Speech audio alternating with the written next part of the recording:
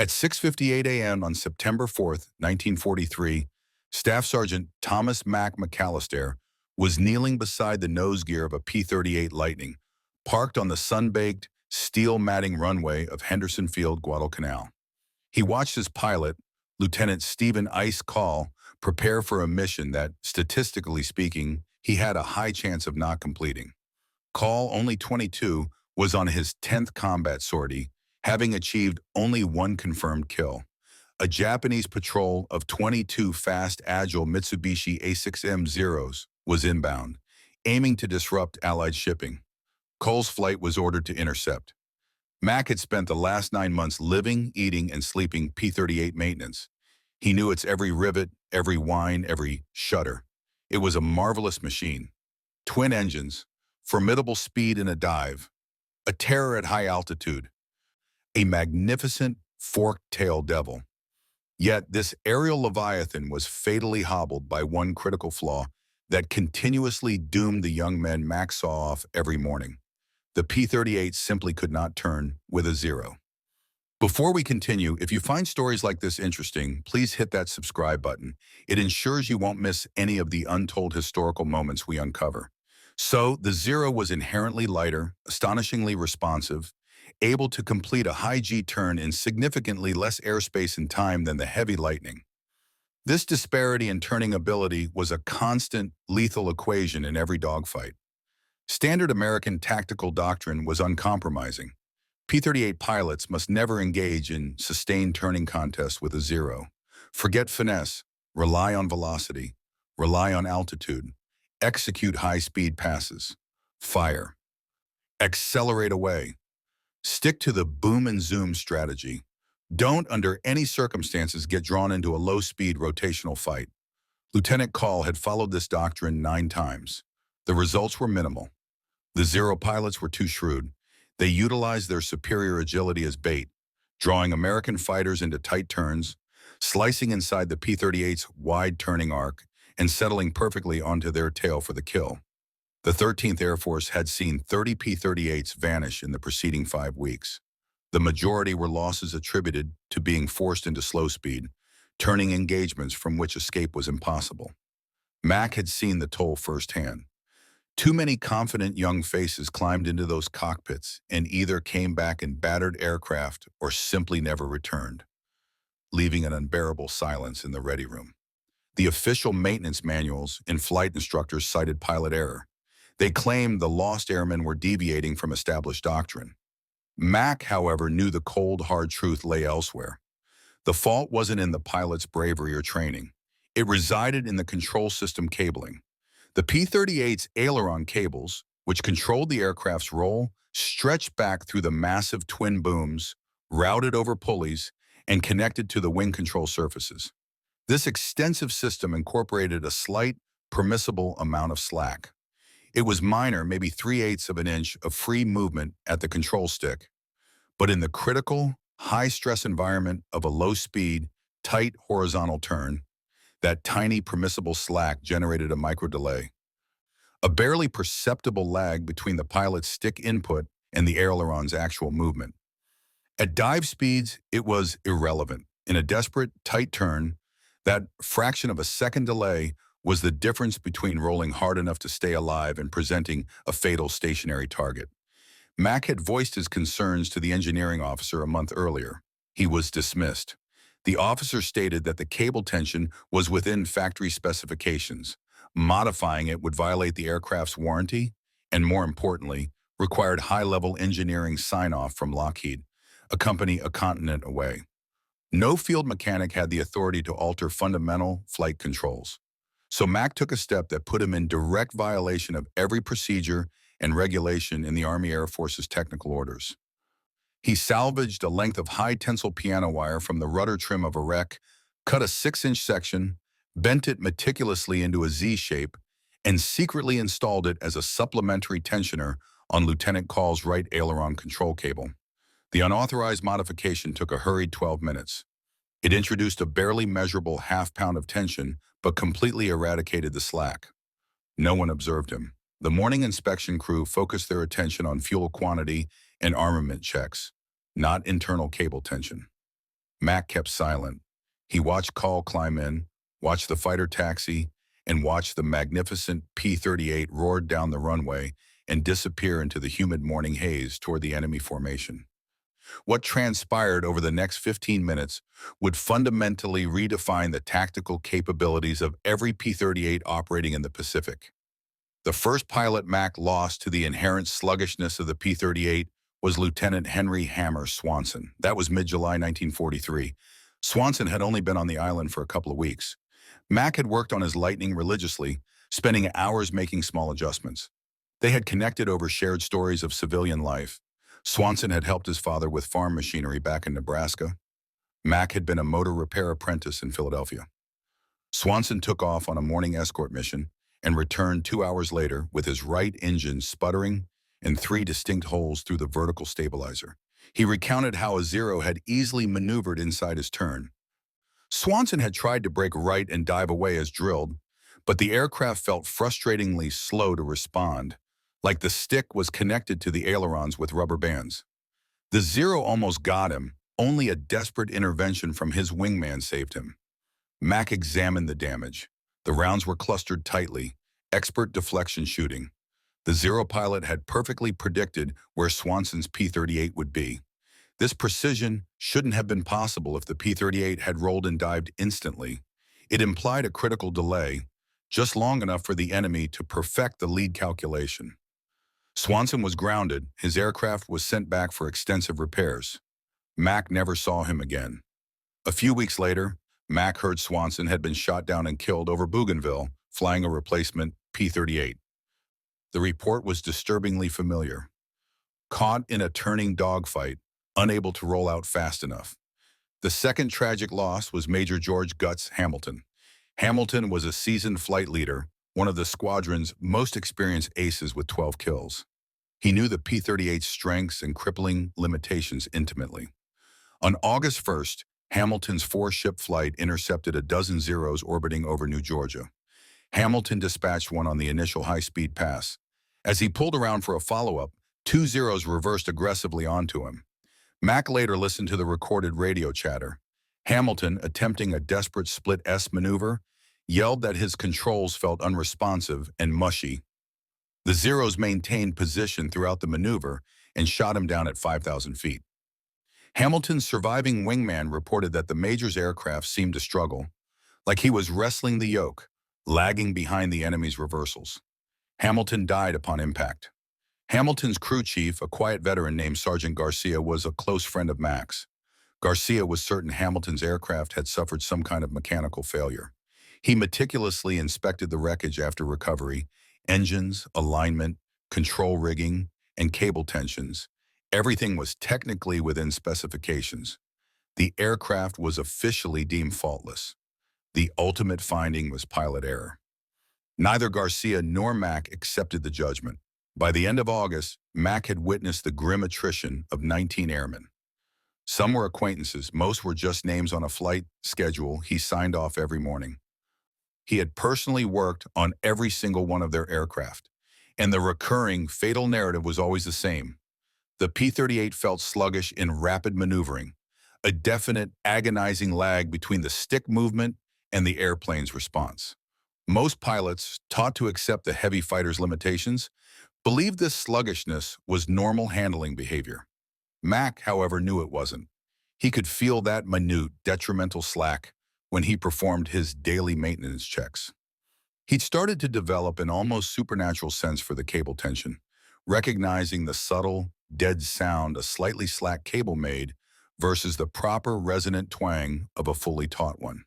Every P-38 on the flight line was running with cables that sounded slightly dead, perfectly within tolerance, but loose enough to be lethal. He confided in Garcia one evening after Hamilton's death. Garcia asked if there was a fix. Mac confirmed there was, but it was purely unofficial, an action that risked a court-martial for both of them. The problem wasn't a lack of awareness among American pilots. The strategy was drilled into them relentlessly. Never turn with a Zero. Use speed, use height, hit and escape. The doctrine was crystal clear. But war is chaotic, and combat rarely adheres to established doctrines. Lieutenant Kahl had been at Guadalcanal for 2 months. A reserved young man from the flat fields of Indiana, 10 missions flown, 1 kill to show for it. His low score wasn't due to a lack of skill, but strict adherence to the rules that too often prevented him from getting a clean shot. On his 5th mission, Kahl dived on a lone zero, accelerating to 400 and Brennan, attacking from high altitude as prescribed. He lined the zero up, pulled the lead for a deflection shot, and the zero executed a violent snap, roll, and dive. Kahl tried to follow, but his P-38 felt ponderous, like navigating through thick liquid. By the time his nose had followed through, the zero was long gone. No shots fired. His 7th mission proved far more dangerous. Kahl and his wingman engaged 2 zeros at 14,000 feet. Kahl's first burst missed.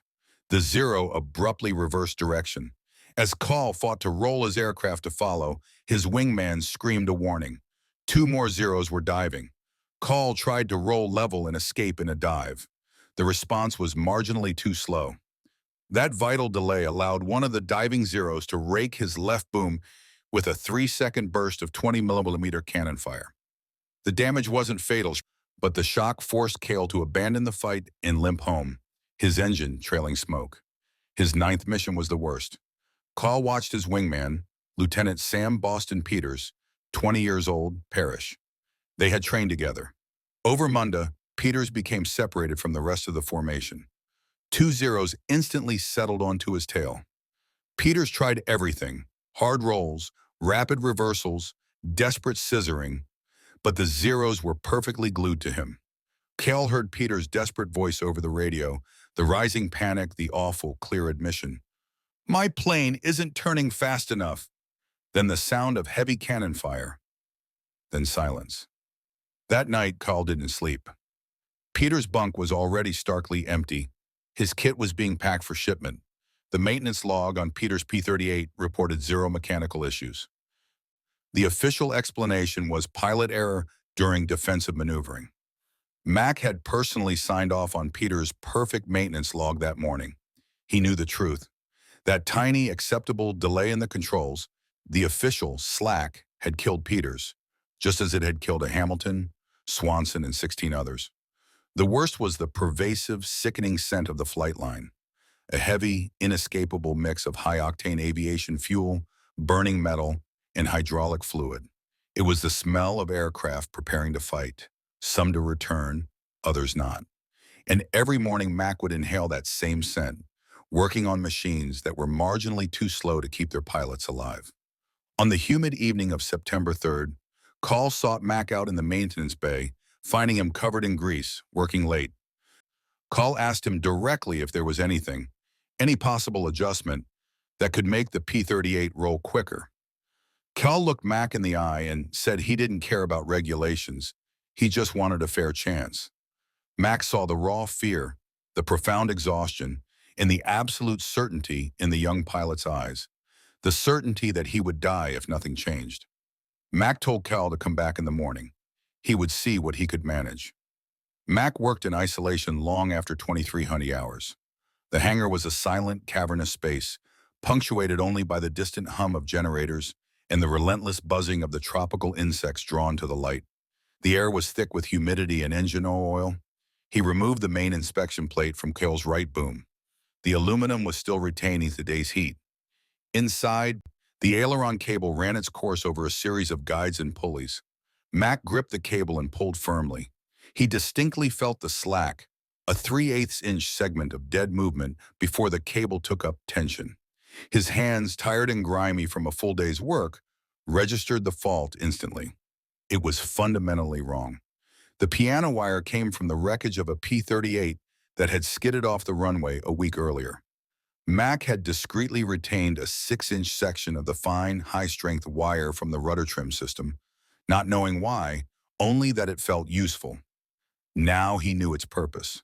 Sitting on the concrete floor with the wire and a pair of simple pliers, he carefully shaped it into the distinct Z form. The metal was rigid and fought his efforts, making his hands cramp. He cut his thumb, the small bead of blood making the wire slick. He wiped the blood on his fatigues and persevered. It took him a strained 10 minutes to achieve the perfect bend, The Z-shape was designed to function as a compact inline tensioner, adding just enough preload to completely eliminate the system's slack. The installation was a painful struggle. The space inside the boom was narrow and poorly lit. Mac held a flashlight with his teeth, working one-handed, his shoulder jammed painfully against the boom's internal structure. He had to disconnect the cable at the pulley junction, fumbling the clevis pin in the process. It dropped, bouncing into the dark depths of the boom. 5 desperate minutes were spent blindly searching for it, his heart hammering in fear of discovery. A court-martial, a dishonorable discharge, potentially prison time. These were the minimum consequences if the engineering officer found him making unauthorized, non-standard modifications to flight controls. But Kahl was a dead man without it. Mac finally located the pin and inserted the piano wire tensioner between the cable end and the pulley.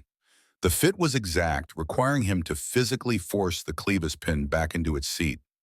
When it finally clicked home, he tested the cable by hand. 0 slack.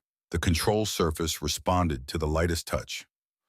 Perfect. He replaced the inspection panel, gathered his tools, cleaned the smear of blood, and walked out of the hangar at 0140.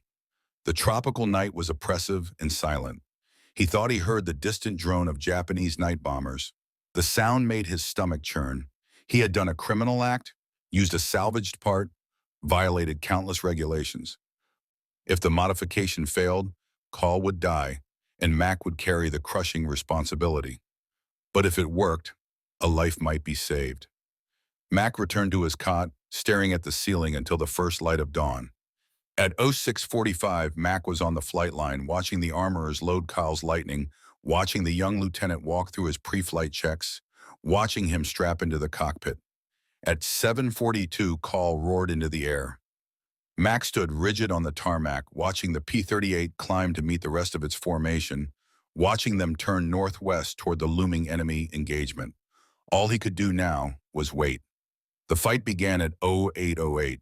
Kahl's 4-aircraft element intercepted 22 Zeros at 12,500 feet over the Solomon Sea. They had the morning sun at their backs, the perfect setup for a diving attack. Kahl was flying the number 4 element position. The flight leader initiated the attack. They rolled over, diving. Kahl targeted a Zero near the tail end of the enemy formation, building his speed to 390 miles per hour. The Zero swelled in his gun sight. He could clearly make out the red Hinamaru on the fuselage. Kahl mashed the trigger. The machine guns and 20mm cannon erupted. Tracers flew out. Most missed, but a few rounds sparkled off the Zero's wing root. It wasn't a killing strike. The Zero instantly snapped, rolled right, and plummeted into a high G dive. Kahl rolled hard to follow. That's when the difference registered. The aircraft reacted immediately. There was no delay, no soft, mushy lag. The yoke moved, and the P-38's ailerons followed the command instantly. Kahl had never felt his aircraft respond with such telepathic speed. It was as if the aircraft had been waiting, executing his will the exact moment it was formed. He rolled 90 degrees in what felt like half the time he was used to, snapping his nose onto the Zero. The enemy fighter was directly in his sights. He fired again, a decisive 3-second burst. The rounds walked from the Zero's tail up the length of its fuselage. The engine exploded. Debris flew backward. The Zero rolled violently and spiraled toward the water, trailing a thick column of black smoke. Kahl's second kill. But the moment's elation was shattered by the voice of his wingman warning of Zeros diving from above. Kahl looked up and saw 3 enemy fighters rapidly descending, seeking immediate vengeance. Kahl shoved the throttles to the firewall, initiating a climb, but the Zeros were closing fast in their dive. The doctrine screamed at him to run, to continue climbing for speed, but he knew that meant death today. He initiated a violent hard left reversal turn, pulling the stick back. The P-38 responded with shocking alacrity. It snapped around like a much smaller fighter. The nose sliced through the horizon. The lead Zero, expecting the normal sluggish delay, was caught off guard, momentarily exposed and badly positioned. Kahl pulled the lead and fired. The burst hit the Zero's left wing root. The wing disintegrated. The Zero tumbled out of the fight. 2 kills in under 30 seconds. The remaining 2 Zeros attempted a defensive scissor maneuver, alternating turns to force Kahl to overshoot. Kahl stayed with them effortlessly. Every time they reversed, his P-38 snapped into the counter-turn instantly. No wrestling the controls. The aircraft was a perfect, immediate extension of his intent. It was transformative, like flying a different machine, as if invisible restraints had been removed from the control system. 1-0 overcommitted, turning too hard and bleeding too much airspeed. Kahl instantly cut inside its turning circle. Close range, maybe 200 feet. He fired. The Zero came apart explosively, chunks of metal rattling against Kahl's right boom as they fell past. 3 kills. The final Zero broke off the engagement and ran for cover. Kahl, low on fuel and ammunition, did not pursue. He climbed back up, reformed with his surviving wingmen, and headed home. The entire chaotic fight had lasted 8 minutes. When Kahl landed at Henderson Field at 09:12, Mac was waiting on the edge of the flight line. Kahl cut the engines, unstrapped, and climbed out. His flight suit darkened with sweat, his hands visibly shaking with adrenaline. He walked directly to Mac. Kahl spoke only 2 words, his voice raw with emotion. It worked. What neither the pilot nor the mechanic realized was that 6 other pilots from a higher altitude flight had witnessed the fight. Captain Roger Sterling, a flight leader in the 347th Fighter Group, saw the entire engagement from 16,000 feet. Sterling had noticed something impossible. Kahl's P-38 was rolling and reversing faster than any Lightning Sterling had ever observed. The aircraft was snapping through maneuvers like it had lost half its weight. Sterling, who knew the skill level of every pilot in the area, knew Kahl was good, but this performance was supernatural. After landing, Sterling tracked Kahl down in the debriefing hut. Kahl, still high on adrenaline, was filling out his report, 3 confirmed kills. Sterling asked what he had done to the airplane. Kahl, genuinely baffled, said it just felt better, faster, more responsive. Sterling asked if maintenance had made any modifications. Kahl suggested he speak with Staff Sergeant McAlistair. Sterling found Mac 2 hours later in the maintenance hangar, his coveralls slick with grease. Sterling asked him directly, without preamble, "What exactly did you do to Lieutenant Kahl's aircraft?" Mac paused, looked the flight leader over, and then, completely exhausted, explained, "The piano wire tensioner, the cable modification, the utterly unauthorized change to the critical flight control system." Sterling listened intently. When Mac was finished, Sterling asked one simple question: "Can you do the same modification to mine?" Mac outlined the risks immediately: the unauthorized nature, the lack of testing, the threat of charges if something failed. Sterling cut him off. He had lost 3 pilots in his flight in the last month, all caught in those death trap turning fights.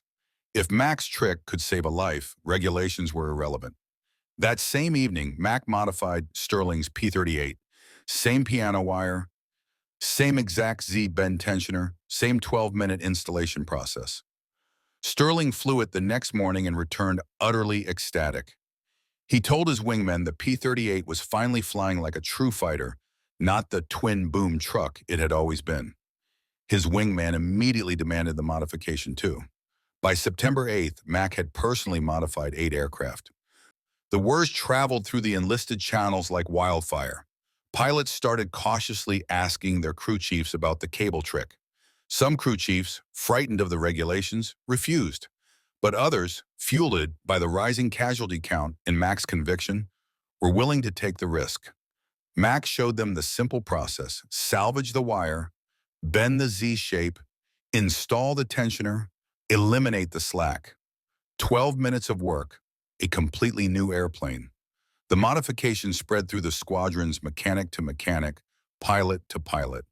There was zero official paperwork, no engineering approval, only desperate, whispered conversations in the ready rooms and dark corners of the hangars. Kahl scored 2 more zeros on September 12th using the modified controls. Sterling achieved 3 on September 16th. The squadron's score began to climb dramatically. The maintenance statistics began to change. The engineering officer at Henderson Field noticed the significantly improved roll rates during flight checks, but couldn't pinpoint the cause. Control cable tensions always checked out during official inspections because the crew chiefs removed the tensioners before inspection and immediately reinstalled them afterward. The pilots knew, the mechanics knew, and no one was talking to command. Then the Japanese noticed. Japanese fighter pilots began reporting the change in mid-September. Flight reports from the 251st Air Group noted that American P-38s were demonstrating radically aggressive maneuvering. They were rolling into turns and reversing direction with a new baffling speed. The tactics that had been foolproof for months were suddenly failing. Warrant Officer Kyoshi Yanagi, a highly decorated Japanese ace, encountered a P-38 over New Georgia on September 20th, 1943. He executed his signature maneuver, drawing the American into a turning fight, anticipating the P-38's inevitable roll delay, and then snapping his turn back to gain an inside position. But this P-38 instantly reversed with him. Yanagi had executed this maneuver countless times. He knew the precise timing of the Lightning's sluggish roll, but this aircraft rolled faster than its design should allow. Yanagi barely avoided a head-on collision. The American got a beat on him, forcing Yanagi to break off the engagement in a steep, dangerous dive. He landed confused and deeply frustrated. Other elite Japanese pilots reported identical, bewildering encounters. The Americans hadn't changed their strategy. They were still using boom and zoom, but their aircraft's responsiveness was fractionally, yet decisively, faster. This single improvement fatally disrupted the timing that Japanese pilots had learned to exploit perfectly. Japanese intelligence was thrown into chaos. They scoured the wreckage of downed P-38s, finding no evidence of any new weapon, engine, or structural modification. The aircraft appeared identical. The hidden change was a 6-inch piece of wire tucked inside the boom, indistinguishable from original equipment. Even if they had found it, they may not have comprehended the profound effect of a simple cable tension adjustment. It wasn't a supercharger or new armor. It was a tiny, unauthorized tweak that was systematically killing their pilots. By the close of September, the 251st Air Group had lost 53 fighters in engagements with P-38s. American losses for the same period were 29. The kill ratio had fundamentally reversed. For the first time in the air war, the P-38 was consistently outperforming the Zero. The psychological impact on the Japanese was devastating. For 2 years, Zero pilots had owned the turning fight. Their confidence was now shattered. Pilots who were previously aggressive were becoming hesitant and cautious. They could no longer trust their most effective tactic.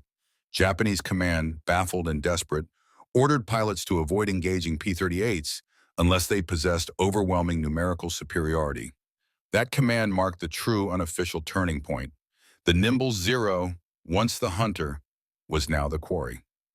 And it was all thanks to a piece of piano wire installed by a sergeant. The modification was never officially sanctioned during the war.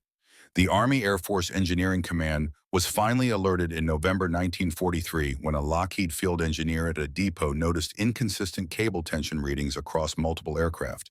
He traced the anomaly back to the ingenious piano wire tensioners, drafted a report, and sent it up the chain of command. The report gathered dust for several weeks as officers fiercely debated the ethics. The modification was an unambiguous violation of regulations, but the squadrons employing it showed irrefutably superior kill ratios and pilot survival statistics. The debate was not if it worked, but whether to court-martial the mechanics who had installed it or quietly adopt the fix after the fact. In December, a Lockheed engineering team finally flew to the Pacific to assess the modification. They conducted tests, measuring the new tension, calculating the negligible stress load, and running extensive flight tests. Their conclusion was simple and damning. The modification was safe, effective, and should have been incorporated into the original design.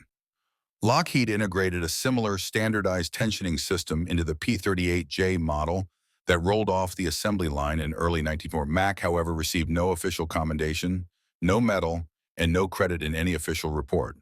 The Lockheed documentation attributed the control system enhancement to ongoing engineering analysis.